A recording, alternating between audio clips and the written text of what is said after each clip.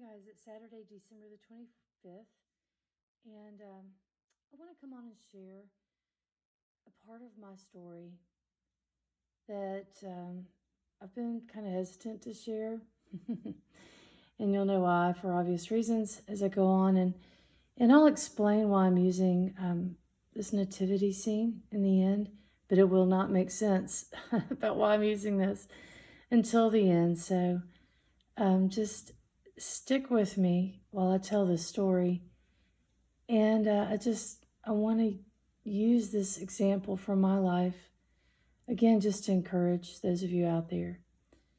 So about 4 years ago, I was at the church that we had attended at the time, and I was leading worship, and I noticed a girl in the back of the church, and she was on her face just weeping.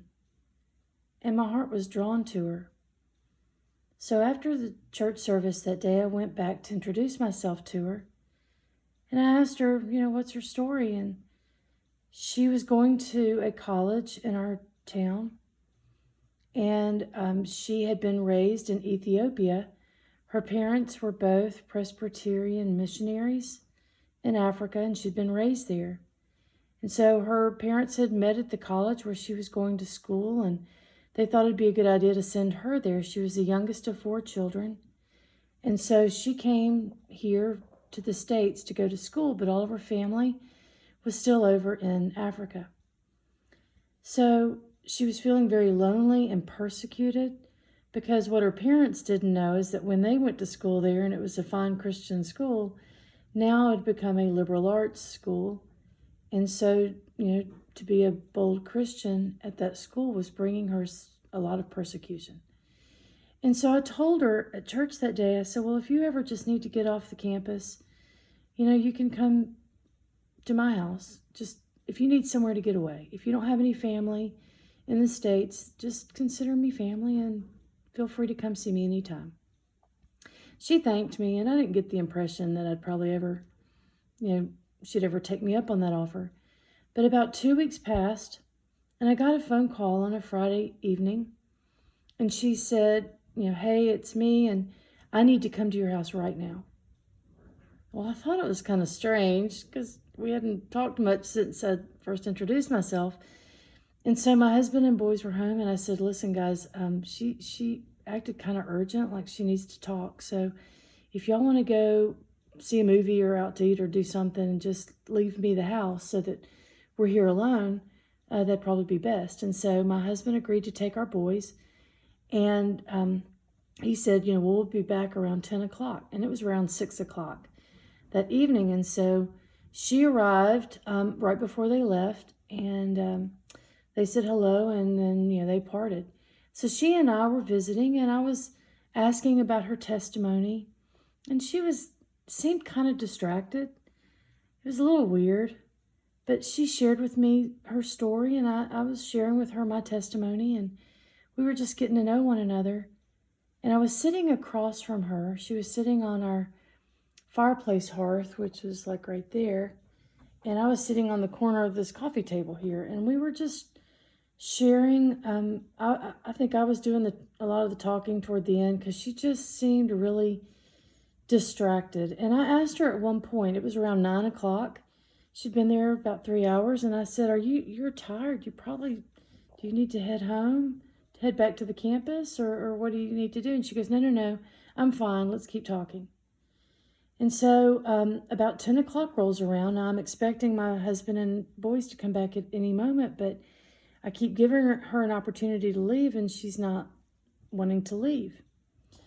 And so we continued to talk, and right around 10 o'clock, something passed between us, and we both got very nauseated. Now, when it passed between us, it felt like someone ran past us really fast, right between the two of us. We could feel this breeze, when someone runs by you. And as soon as that happened, we both immediately grabbed our mouths, she and I both felt like we needed to throw up. Like it was that bad. I've never experienced anything like this before. Immediately, she jumps up, and she is terrified. And she starts to repeat over and over, I'm sorry, I'm sorry, I'm sorry. I brought something here. I'm sorry, I'm sorry. I brought something here. And I'm like, all right, listen, calm down, calm down. What is happening right now? And she said, I brought a demon here, and it's standing over in the corner of your kitchen right now. And I'm like, I couldn't make any sense of this. I looked and I didn't see anything, but she was clearly seeing something I couldn't see. And she ran and got up underneath my piano. We have a little piano over here in the corner, and she ran and got under that thing. She was shaking violently. I've never seen anyone shake in terror like this, but she could see it. And so finally I said, listen, if you can see it, you tell me exactly where it is. And as I was saying this warrior spirit rose up in me. And I've had this experience happen a couple of times where this warrior presence just, boom, just takes over, right? So she told me where it was.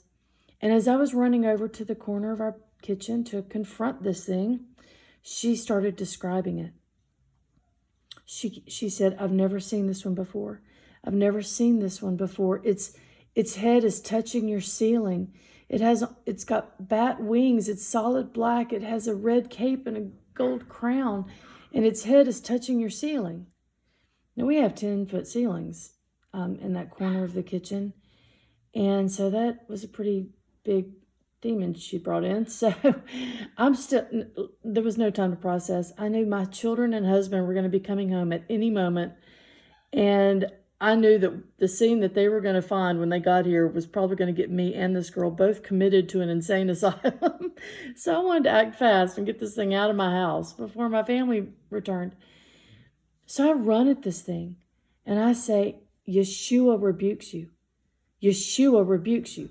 Well, so then she said it ran over into another corner.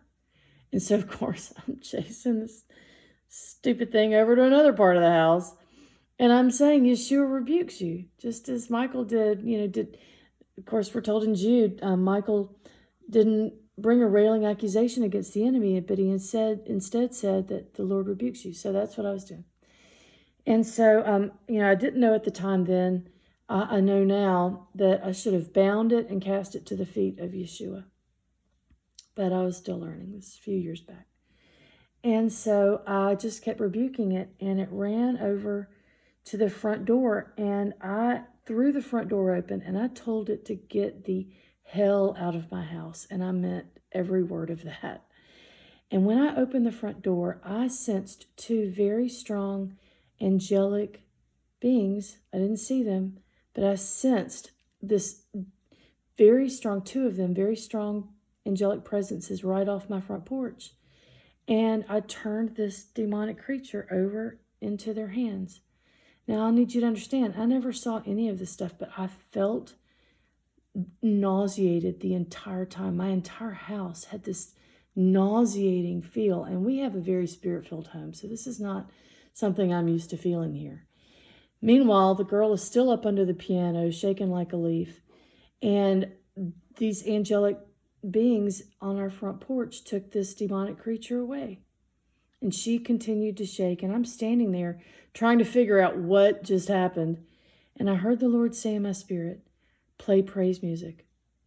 And it was said very strongly and urgently because we were both still very nauseated from this demonic presence here. And so as God would have it, he had a friend give me a praise CD. It's the CD Captured by Kimberly and Alberto Rivera. If any of you have ever listened to that CD, it is so spirit-filled. And I'd been listening to it on my CD player over and over again, and it just happened to be in my CD player at the time. So when I heard God say, play praise music, I immediately ran over and turned that music on, and I could feel the house breathing this music in. It was cleaning the air, which I believe praise music is such a powerful weapon, especially when you have some kind of encounter like this, that it just cleans the negative residue out of the air. And slowly, me and this young lady, were able to not feel nauseated. She was still shaking a fair bit, And I didn't know what was happening. I didn't understand any of this. So when I finally coaxed her out from under the piano, and I asked her, I said, I need you to explain to me what's happened. And she said, well, one thing I didn't tell you about my testimony is that, growing up in a missionary family in Africa, she said, my father can see angels and demons. And she said, out of all of my siblings, I'm the only one that can also see angels and demons. So it was kind of like a hereditary thing, she thought. So she is able to see angels and demons. And she said that she had never seen this demon before. She sees the little impish ones that knock your cup over and make spill things or try to trip you, or she can see those clearly, and she sees them all the time. But she had never seen this demonic type creature that she had brought to my house. And I said, well, explain to me exactly how you brought it here. And she said, well, I was on my college campus. I was studying for a test. I was on my computer. And all of a sudden, she felt something get chained to her leg. She said she looked down and she couldn't see anything. She looked behind her and she didn't see anything, but she felt this chain get attached to her around her ankle. And then when she didn't see anything, she just went back to studying. And then suddenly she said she heard the Lord say in her spirit to call me, that she had to come to my house right away. So she called me and said, I need to come to your house. And she didn't know why, and neither did I. So here she came. And then around 9 o'clock, when I was asking her, she said she really was tired. But when I asked her if she needed to leave, she immediately knew she had something that she was supposed to do here at my house, and she had not done it yet, that she was not to leave until this mission had been accomplished. And she didn't know what the mission was, but she just knew she couldn't leave yet. And when that thing became unattached to her, then suddenly she could see it. And in God's mercy, she didn't see it while it was attached to her. And so I asked her to describe it again, and she told me it was, its head was touching the ceiling in our kitchen, and that it had a gold crown on its head that was sitting kind of crooked on its head. It had bat wings and a red cape, and it was terrifying for her to see this. And so we got on the internet and typed in, what's the demon with the gold crown and the red cape? And unbeknownst to either of us, there are websites that list descriptions of demons, because people, I guess, when they're doing the Ouija board or some seances or something stupid, they conjure things and they don't know what they are. And so someone compiled a list of the things that they've seen at these demonic activities that get conjured there. And so we were just kind of looking down through the descriptions, and sure enough, there was only one demon that I saw described with a gold crown and a red cape. And it was a general in Satan's army.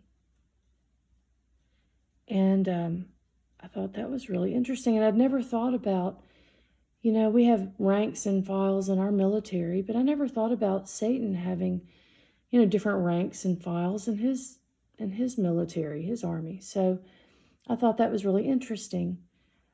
That was a general in Satan's army in my house. And I asked God, what was going on with that. And I understood that this demonic principality had been wreaking havoc on this college campus, and that he was removing it from this college campus. And so I prayed and asked him, well, why couldn't you have just taken it from her college? Why did it have to come to my house? Why did we have to go through all that? And when I prayed this, God showed me a chessboard. Now, any of you that play chess, you know that each piece has its own rank and file and position on the board and power on the board to move in different locations and different strategies. But when he showed me this chessboard, in this vision, I saw the queen from the white side go over and remove the queen from the black side. And what he told me, explained to me in my spirit, was that God brought that demonic principality here because he was using one of equal rank from his army to remove it from the board. Now, I understand what I'm saying here may sound really out there, and it's taken me some time to process, but he has confirmed this to me in a number of different ways and prophetic words that others have said, and so I'm processing this. But the reason why I'm showing you this nativity is that God has demonstrated in my life and all throughout Scripture that if the world is expecting one thing, God will use another. No one saw the manger coming, for example. Not even Mary and Joseph. They went to go check into a hotel, right? They had no idea just how humble God intended the birth of his son to be. And in the times that are coming, God has told us in his word that he will use the weak things of the world to confound the strong. He will use the foolish things of the world to confound the wise. And it's just like he used a young boy David to slay the giant in front of all of the king's army. God doesn't do what's expected by the world. He does just the opposite. If the world is believing one thing, you can bet God's going to do a different thing. I know many Christians that don't believe we're even close to the time of the tribulation yet because they're expecting a third physical temple to be built in Jerusalem. And well, they haven't even started that yet. We're nowhere close. But then we know that God doesn't dwell in temples made by human hands, and that the third temple is already here. So he's shown me some other things about that. That's a topic for another video, about the abomination of desolation standing in the holy place where it ought not be. When you see this, run. Okay? Everyone thinks that's a third physical temple, and it may be in some aspects, but I believe that's happening now with God's third temple on this earth. So I just wanted to share this with you. Some of you, I know that God intends to use women as a huge part of his army because we are considered among the weak here.